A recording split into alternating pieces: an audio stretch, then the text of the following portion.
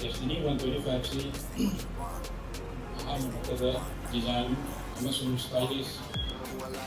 hotel road kaya tawag ng matang chana chuna ko ng mga sampi at bana si ayunga sana pagpili sila ng mga day dahil na asawa hindi ko pagka kaya na oy na kasi kasi ko pa hindi na latest dahil na ako thank you ay yung ako ba sa ito mo ay yung china mo ay yung at kaya ano na is portion of sleep mga tao ay reason talaga sa kanyo yung sige mala dito ano ba sige sa mga Say what you want, bitch, I'm a fucking phenomenon. my papa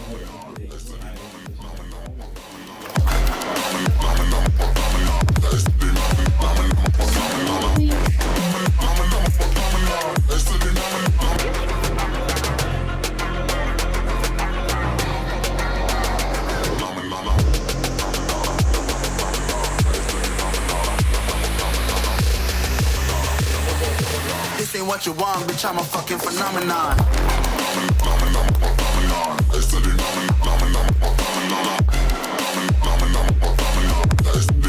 Some number of features add-on of the game, price and rebuild of the game.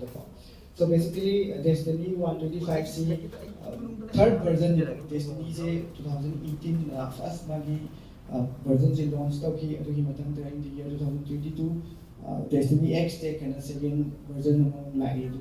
the Krishna latest model. The super compared with the other Krishna features advanced some add-on part of the Sagi mileage 59 km per liter. And the market 185cc scooter check the highest mileage speed.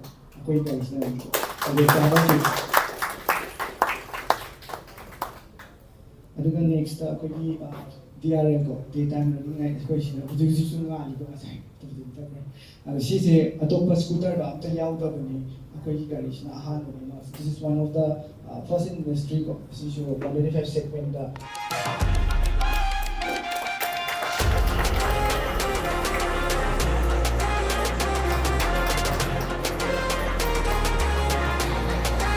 Asise akhoi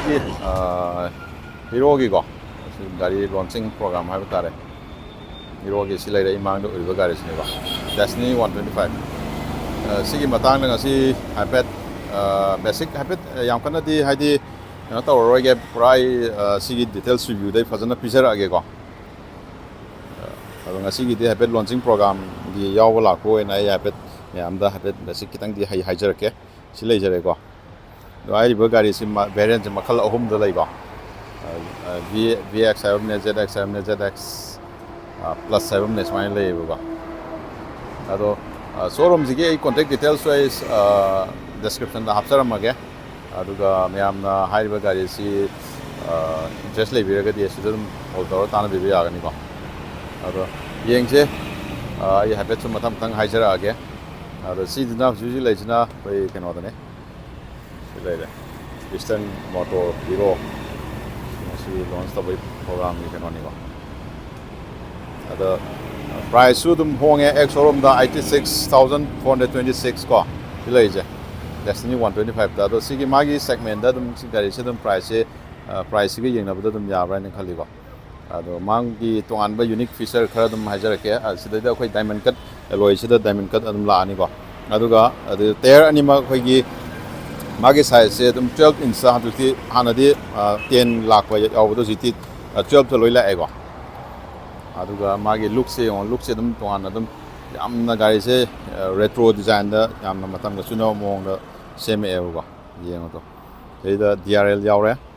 ade projector hele am yawra ani ade si hero gi basing la ani sida koi gi red se black chrome haitare ko dark chrome da sina steel ki chrome haitare aduga sida to an ba unique oi feature ma haraga di sigi turn indicator se khoi mathanda ꯑꯩꯈꯣꯏꯒꯤ turn ꯇꯧꯔꯀꯥꯟꯗ ꯃꯊꯟꯇ ꯑꯗꯨꯝ ꯃꯨꯠꯄꯤ ꯑꯩꯈꯣꯏ ꯇꯣꯉꯥꯟꯅ ꯑꯩꯈꯣꯏꯅ manually of ꯇꯧꯅꯗꯕꯤꯗ ꯃꯊꯟꯇ ꯑꯗꯨꯝ ꯃꯨꯠꯄꯤꯅꯦꯕꯀꯣ ꯑꯗꯨꯒ ꯑꯃꯨꯛ ꯇꯣꯉꯥꯟꯕ ꯑꯃ ꯍꯥꯏꯔꯒꯗꯤ ꯑꯩꯈꯣꯏꯒꯤ ꯁ꯭ꯇꯥꯔꯠꯁꯦ ꯑꯩꯈꯣꯏꯒꯤ ꯒꯥꯔꯤꯁꯦ ꯑꯩꯈꯣꯏꯒꯤ ꯇꯨꯕ ꯀꯥꯟꯗꯀꯣ ꯁ꯭ꯇꯥꯔꯠꯁꯦ ꯑꯩꯈꯣꯏꯒꯤ ꯉꯪꯈꯠꯂꯒ ꯂꯩꯕꯗꯣ ꯑꯗꯨ ꯂꯩꯔꯔꯣꯏꯕꯀꯣ ꯑꯗꯨꯝ ꯃꯊꯟꯇ ꯑꯗꯨꯝ ꯑꯣꯇꯣ ꯀꯠ ꯑꯣꯏꯗꯣꯏꯅꯦꯕꯀꯣ ꯁꯤꯁꯨ ꯑꯗꯨꯒ ꯃꯥꯒꯤ ꯁꯤꯒꯤ ꯑꯗꯨꯒ ꯃꯥꯒꯤ ꯃꯅꯤꯡꯒꯤ ꯂꯨꯛꯁ ꯍꯥꯏꯔꯒꯗꯤ ꯁꯨꯃꯥꯏꯅ ꯎꯒꯅꯤꯀꯣ ꯁꯤ ꯀ꯭ꯔꯣꯝꯅꯤꯀꯣ ꯁꯤ ꯂꯥꯛꯏꯁꯦ ꯑꯗꯨ ꯁꯤ ꯇꯔꯟ ꯏꯟꯗꯤꯀꯦꯇꯔ ꯂꯥꯛꯑꯅꯤ ꯁꯨꯃꯥꯏꯅ ꯎꯒꯅꯤꯀꯣ ꯃꯅꯤꯡꯒꯤꯁꯦ ꯁꯤꯒꯤ ꯁꯤ LED ꯗ ꯂꯥꯛꯀꯗꯣꯏꯅꯤꯀꯣ ꯑꯗꯨꯒ ꯃꯥꯒꯤ ꯁꯁꯄꯦꯟꯁꯟꯁꯦ ꯁꯤ ꯃꯅꯤꯡꯒꯤꯅ ꯃꯣꯅꯣꯁꯣꯛ ꯑꯣꯏꯒꯅꯤꯀꯣ ꯑꯗꯨ ꯁꯤꯅ ꯃꯃꯥꯡꯒꯤꯅ ꯇꯦꯂꯦꯁꯀꯣꯄꯤꯛ ꯁꯁꯄꯦꯟꯁꯟ ꯁꯨꯃꯥꯏꯅ ꯂꯩꯒꯅꯤ ꯑꯗꯨꯒ ꯁꯤ ꯀ꯭ꯔꯣꯝꯒꯤ ꯃꯥꯒꯤ ꯀꯩꯅꯣꯒꯁꯦ ꯌꯦꯡꯉꯨ ꯁꯤꯒꯤ ꯑꯗꯩ ꯐꯨꯠꯀꯤ ꯗꯤꯖꯥꯏꯟꯁꯤꯁꯨꯀꯣ ꯑꯅꯧꯕꯅꯤ ꯃꯑꯣꯡꯒꯤ ꯗꯤꯖꯥꯏꯟꯁꯦ ꯌꯥꯝ ꯐꯖꯅ ꯍꯥꯞꯄꯦꯀꯣ ꯑꯗꯨꯒ ꯃꯥꯒꯤ ꯃꯔꯨꯑꯣꯏꯅ ꯑꯩꯈꯣꯏ ꯃꯥꯏꯂꯦꯖ ꯃꯥꯏꯂꯦꯖꯁꯦ ꯐꯖꯅ ꯄꯤꯔꯦꯀꯣ ꯁꯤꯗꯗꯤ ꯑꯇꯩ 125 ꯁꯦꯒꯃꯦꯟꯗ ꯂꯩꯕ ꯒꯥꯔꯤꯁꯤꯡꯒꯤ ꯃꯥꯏꯂꯦꯖꯇꯒꯤ ꯁꯤꯁꯤꯅ ꯈꯤꯇꯪ ꯑꯩꯈꯣꯏꯒꯤ ꯈꯔ ꯍꯦꯟꯕ ꯍꯥꯏꯕ ꯇꯥꯔꯦꯀꯣ ꯍꯥꯏꯗꯤ ꯃꯣꯏꯅ ꯄꯤꯕ ARI ꯅ ꯄꯤꯕꯁꯦ 59 ꯀꯤꯂꯣꯃꯤꯇꯔ ꯄꯔ ꯂꯤꯇꯔ ꯁꯨꯃꯥꯏꯅ ꯄꯤꯌꯦꯕꯀꯣ ꯑꯗꯨꯅ ꯑꯗꯨꯝ ꯃꯥꯏꯂꯦꯖ ꯐꯪꯉꯤ ꯌꯥꯔꯦ ꯑꯗꯒꯤ ꯕꯖꯦꯠ ꯐ꯭ꯔꯦꯟꯂꯤ ꯑꯣꯏꯔꯦ ꯑꯗꯒꯤ ꯂꯨꯛꯁꯇ ꯑꯣꯏꯔꯦ ꯌꯥꯔꯦ ꯑꯗꯒꯤ ꯐꯤꯆꯔꯗ ꯑꯣꯏꯔꯦ ꯑꯗꯨꯝ ꯂꯣꯗꯦꯠ ꯑꯣꯏꯔꯦ ꯁꯤꯗꯤ ꯑꯗꯨꯝ ꯌꯥꯔꯦ ꯍꯥꯏꯕ ꯇꯥꯔꯦ ꯇꯁꯦꯡꯅ ꯍꯥꯏꯔꯒꯗꯤ ꯌꯦꯡꯕꯤꯌꯨ ꯑꯗꯨꯒ ꯁꯤꯒꯤ ꯑꯃꯨꯛ ꯃꯥꯒꯤ ꯇꯣꯉꯥꯟꯕ ꯐꯤꯆꯔ ꯁꯤꯗ ꯈꯔ ꯁꯤꯗꯩꯗ ꯑꯩꯈꯣꯏ ꯑꯦꯅꯥꯂꯣꯛ ꯌꯥꯎꯋꯤꯗꯅꯀꯣ ꯍꯧꯖꯤꯛ ꯐꯨꯜꯂꯤ ꯗꯤꯖꯤꯇꯦꯜ ꯑꯣꯏꯕ ꯌꯥꯎꯋꯦꯕ ꯁꯤꯒꯤ ꯇꯣꯞ ꯃꯣꯗꯦꯜꯗꯗꯤ ꯑꯃꯨꯛ ꯁꯤꯁꯤꯅ ꯑꯩꯈꯣꯏꯒꯤ ꯕꯦꯁ ꯍꯥꯏꯕ ꯇꯥꯔꯦꯀꯣ ꯑꯗꯨ ꯑꯣꯏꯕꯩꯅꯤꯀꯣ ꯑꯗꯨꯒ ꯁꯤꯗ ꯃꯥꯒꯤ ꯁꯤꯅ ꯕꯥꯏꯄꯥꯁꯀꯤ ꯁꯤꯗ ꯂꯩꯔꯦ ꯂꯥꯏꯠꯀꯣ ꯑꯗꯨꯒ ꯁꯤꯗꯩꯗ ꯑꯩꯈꯣꯏꯒꯤ ꯁ꯭ꯇꯥꯔꯠꯀꯤ ꯑꯗꯨꯒ ꯁꯤꯗꯩꯗ ꯃꯣꯏꯒꯤ I3S ꯍꯥꯏꯅ ꯑꯃ ꯌꯥꯎꯋꯤ ꯃꯣꯏꯒꯤ ꯇꯣꯉꯥꯟꯕ ꯇꯦꯛꯅꯣꯂꯣꯖꯤꯅꯤꯀꯣ ꯑꯩꯈꯣꯏꯒꯤ ꯇ꯭ꯔꯥꯐꯤꯛꯇ ꯀꯩꯗ ꯃꯊꯟꯇ ꯑꯗꯨꯝ ꯃꯨꯠꯄꯤ ꯑꯗꯨꯒ ꯃꯊꯟꯇ ꯁꯦꯂꯔ ꯉꯟꯈꯠꯂꯒ ꯑꯗꯨꯝ ꯍꯧꯕꯤ ꯑꯗꯨꯝꯕꯒꯤ ꯐꯤꯆꯔꯗꯨꯁꯨ ꯌꯥꯎꯋꯤꯀꯣ ꯑꯗꯨꯒ ꯁꯤ ꯆꯥꯔꯖꯤꯡꯒꯤ ꯑꯃꯁꯨ ꯌꯥꯎꯔꯦꯀꯣ ꯌꯥꯝ ꯑꯩꯈꯣꯏ ꯐꯣꯟ ꯆꯥꯔꯖ ꯇꯧꯕ ꯈꯣꯠꯄ ꯇꯧꯕꯒꯤ ꯁꯤꯗ ꯑꯃ ꯍꯥꯞꯄꯤꯔꯦ ꯑꯗꯨꯒ ꯁꯤꯗ ꯕꯣꯇꯜ ꯍꯣꯜꯗꯔ ꯄ꯭ꯂꯁ ꯑꯩꯈꯣꯏꯒꯤ ꯃꯣꯕꯥꯏꯜ ꯀꯩꯀꯩ ꯍꯥꯞꯀꯦ ꯍꯥꯏꯔꯁꯨ ꯑꯗꯨꯝ ꯁꯤꯗ ꯐꯖꯅ ꯑꯗꯨꯝ ꯍꯥꯞꯄ ꯌꯥꯔꯅꯦꯕꯀꯣ ꯑꯗꯨ ꯁꯤꯗ ꯑꯃꯨꯛ ꯑꯩꯈꯣꯏꯒꯤ ꯁꯤꯗ ꯑꯩꯈꯣꯏꯒꯤ ꯀꯩꯅꯣꯁꯦ ꯃꯥꯒꯤ ꯀꯩ ꯍꯥꯏꯇꯥꯔꯦ ꯁꯤꯒꯤ ꯄꯦꯅꯦꯜ ꯑꯩꯈꯣꯏ ꯕ꯭ꯂꯦꯛꯁꯦ ꯁꯤꯗꯩꯗ ꯑꯃꯨꯛ ꯑꯩꯈꯣꯏ ꯇꯣꯉꯥꯟꯅ ꯑꯩꯈꯣꯏꯒꯤ ꯇꯦꯛꯆꯔ ꯈꯔ ꯌꯥꯎꯋꯦꯕꯀꯣ ꯁꯤꯅ ꯑꯩꯈꯣꯏꯒꯤ ꯁ꯭ꯀ꯭ꯔꯦꯆ ꯔꯦꯖꯤꯁꯇꯦꯟꯁꯀꯤꯗꯃꯛꯇꯅꯦꯕꯀꯣ ꯍꯥꯞꯄꯤꯁꯦꯀꯣ ꯁꯤꯗ ꯍꯨꯛ ꯑꯃ ꯌꯥꯎꯖꯔꯦ ꯍꯨꯛꯁꯦ 3 kg ꯐꯥꯎ ꯑꯩꯈꯣꯏꯒꯤ ꯍꯦꯡ ꯇꯧꯕ ꯌꯥꯒꯅꯤꯀꯣ ꯑꯗꯨꯒ ꯁꯤꯗꯩꯗ ꯇꯣꯉꯥꯟꯕ ꯐꯤꯆꯔ ꯍꯥꯏꯁꯦ ꯁꯤꯗꯩꯗ ꯃꯥꯒꯤ ꯂꯦꯛ ꯔꯨꯝ ꯍꯥꯏꯕ ꯇꯥꯔꯦ ꯂꯦꯛ ꯔꯨꯝꯁꯦ ꯌꯥꯝ ꯃꯔꯥꯡ ꯀꯥꯏꯅ ꯌꯥꯎꯋꯦꯕꯀꯣ ꯂꯦꯛ ꯔꯨꯝꯁꯦ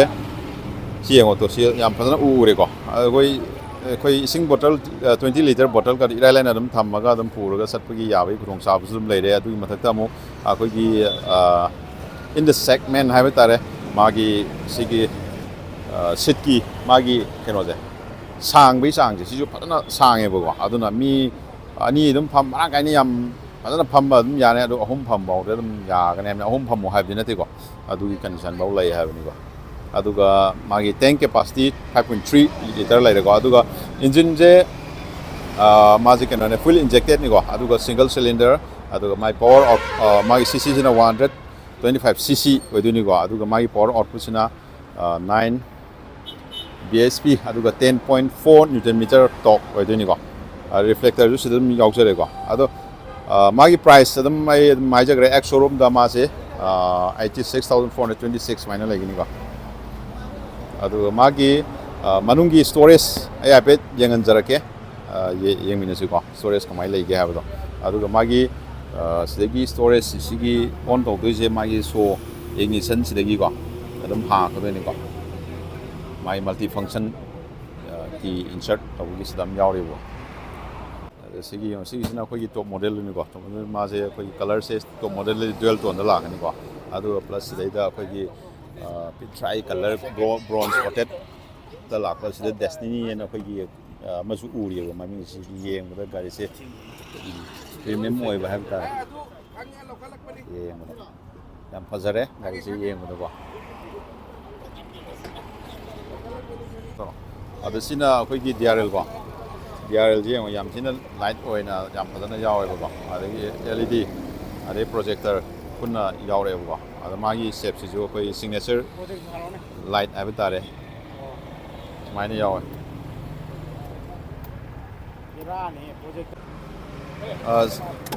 ꯁꯤꯁꯤꯅ ꯊꯥꯎ ꯃꯐꯝꯁꯦ ꯁꯤꯗ ꯍꯥꯞꯄꯦꯕꯀꯣ ꯑꯗꯣ ꯃꯄꯥꯟ ꯑꯁꯣꯝꯗꯒꯤ ꯑꯣꯄꯔꯦꯠ ꯇꯧꯗꯣꯏꯅꯦ ꯇꯧꯕꯗꯤꯀꯣ ꯑꯣꯀꯦ ꯌꯥꯝ ꯐꯖꯩ ꯄ꯭ꯔꯤꯃꯤꯌꯝ ꯑꯣꯏꯌꯦ ꯍꯥꯟꯅꯗꯤ ꯗꯦꯁꯇꯤꯅꯤ ꯑꯃꯗꯣ ꯑꯩꯈꯣꯏꯒꯤ ꯁꯤ ꯂꯣꯀꯤꯡ ꯁꯤꯁꯇꯦꯝꯁꯦ ꯑꯩꯈꯣꯏꯒꯤ ꯗꯕꯜ ꯂꯣꯛ ꯍꯥꯏꯕ ꯇꯥꯔꯦ ꯃꯅꯨꯡꯗꯁꯨ ꯑꯃꯨꯛ ꯌꯥꯎꯕ ꯃꯄꯥꯟꯒꯤꯁꯨ ꯑꯃꯨꯛ ꯌꯥꯎꯕ ꯌꯥꯝꯅ ꯁꯦꯐꯇꯤ ꯑꯣꯏꯕ ꯍꯥꯏꯕ ꯇꯥꯔꯦꯀꯣ ꯁꯤꯁꯨ ꯑꯗꯨꯒ ꯕꯨꯠ ꯁ꯭ꯄꯦꯁꯁꯤꯁꯨ ꯑꯩꯈꯣꯏꯒꯤ ꯐꯨꯜ ꯁꯥꯏꯖ ꯍꯦꯜꯃꯦꯠ ꯑꯃ ꯍꯥꯞꯄꯒ ꯑꯩꯈꯣꯏꯒꯤ ꯁꯝ ꯑꯩꯈꯣꯏ ꯁ꯭ꯄꯦꯁ ꯃꯆꯥ ꯈꯔ ꯂꯦꯝꯃꯦꯕꯀꯣ ꯑꯇꯩ ꯑꯇꯩ ꯀꯩꯀꯩ ꯍꯥꯞꯀꯦꯁꯨ ꯑꯗꯨꯝ ꯌꯥꯒꯅꯤꯀꯣ ꯁꯤꯗꯩꯁꯦ 18 ꯂꯤꯇꯔꯒꯤ ꯃꯥꯒꯤ ꯀꯩꯅꯣ ꯕꯨꯠ ꯁ꯭ꯄꯦꯁ ꯁꯨꯃꯥꯏꯅ ꯂꯩꯒꯅꯤ ꯑꯗꯨ ꯁꯤꯗꯩꯗ ꯗꯦꯁꯇꯤꯅꯤ ꯍꯥꯏꯅ ꯃꯥꯒꯤ ꯀꯩꯅꯣ ꯑꯃ